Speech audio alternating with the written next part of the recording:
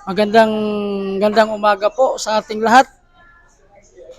Ako po pala si Bro Roland Narbasa. May sasabihin po ako sa inyo ngayon. Gusto ko pong magpatotoo tungkol po doon sa healing po. Dati po kasi may nagkaroon po ako ng karamdaman na gusto ko pong magpagamot. Marami po akong napapanood sa YouTube. Tapos, humiling po ako kay Ama kung sino po yung taong pwedeng mapuntahan ko po o makita ko man lang sa YouTube na pwedeng kong malapitan.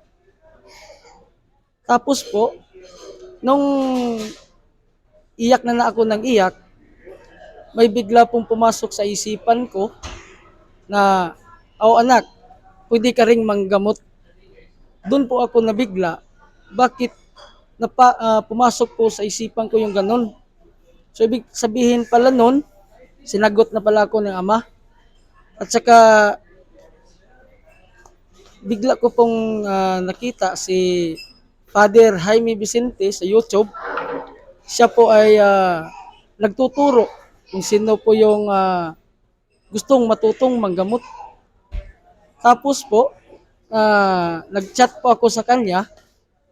Ah, may mga kailangan po natin ng gamit, yung mga totoong gamit na banal. Tapos po, yun na